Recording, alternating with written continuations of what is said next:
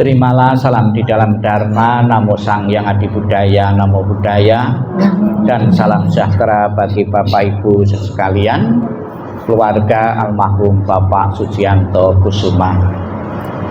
Ditinggal kematian orang yang sangat dicintai, yang pernah berkumpul di tengah-tengah keluarga dalam jangka waktu yang lama, ternyata tidak gampang untuk melepaskan.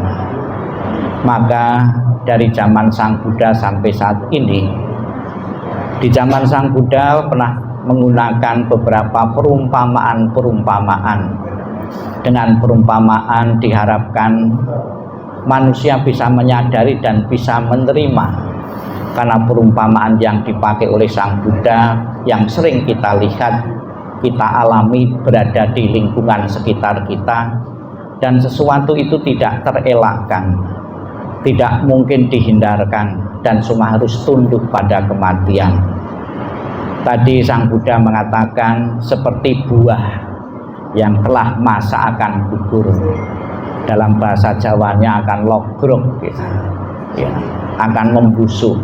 Cepat atau lambat yang sudah matang itu akan busuk.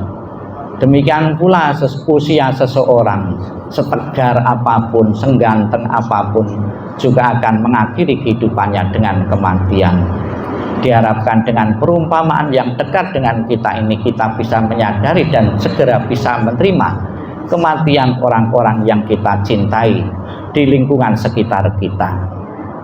Kemudian Sang Buddha tadi juga menggunakan perumpamaan keramik. Kita bersama-sama bisa melihat keramik, ya, bahan-bahan dari keramik, perhiasan-perhiasan dari keramik, ya, begitu indah, mempesona, memikat. Namun karena satu sebab juga akan pecah juga. Kalau pecah tidak bisa dipulihkan kembali. Demikian pula seseorang yang telah mengalami kematian, ditangisi berapa lama pun, ya, juga tidak pernah akan kembali. Bahkan justru meratapi yang telah mati, mengganggu kesehatan kita yang akan rugi.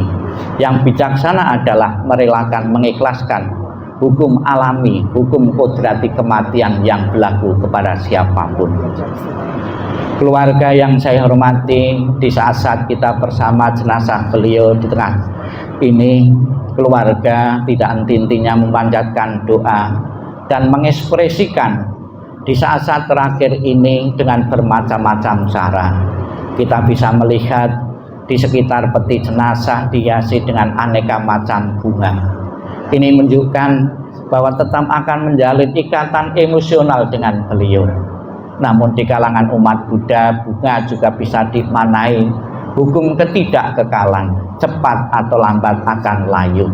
Mengingatkan kepada kita semua bahwa kehidupan yang dijalani, termasuk orang yang kita cintai, suami kita, orang tua kita, juga akan mengalami hal yang sama. Di samping kita melihat keindahan buah, menikmati keindahan bunga, namun hendaknya juga satu perenungan, bunga yang masih segar besok atau besoknya akan layu. Kehidupan apapun manusia juga akan mengalami kelayuan. Itu yang pertama. Yang kedua, kita bisa melihat juga di depan peti jenazah ada sajian makanan-makanan. Sebetulnya makanan itu sudah tidak dibutuhkan beliau lagi. Ya disajikan sampai besok ya pun juga tidak akan berkurang, tidak akan tetel juga. Namun kenapa beliau sudah tidak membutuhkan kok tetap dikasih persembahan seperti itu? Itu sebagai simbol penghormatan yang hidup kepada yang telah meninggal, tetap melayani setidak-tidaknya selama jenazah beliau masih tengah-tengah kita. Kita tidak membedakan, kita tidak berubah kesetiaan kita kepada orang tua kita yang telah tiada.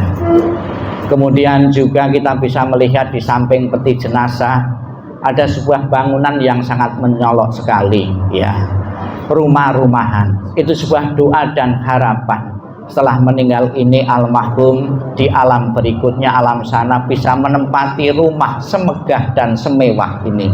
Apakah akan menjadi kenyataan setelah almarhum meninggal bisa menempati fasilitas kehidupan yang sangat lengkap ini? Untuk menjawab itu ada sebuah cerita dalam kehidupan Sang Buddha. Ada seorang biku yang bernama Biku Moggallana. Dia mempunyai kemampuan bisa pergi ke alam surga. di alam surga mendapati melihat rumah megah mewah yang belum terpenghuni, masih kosong. Kemudian penasaran Biku Moggallana ini turun ke dunia bertanya kepada Sang Buddha. Sang Buddha, ketika saya berkunjung ke alam surga mendapati rumah megah mewah masih kosong, itu milik siapa? Kemudian Sang Buddha mengatakan bahwa rumah mewah dan megah di alam surga itu adalah milik orang-orang yang berbuat kebajikan di dunia ini. Sekalipun dirinya belum meninggal, pahala kebajikannya ya sudah tercipta di alam surga.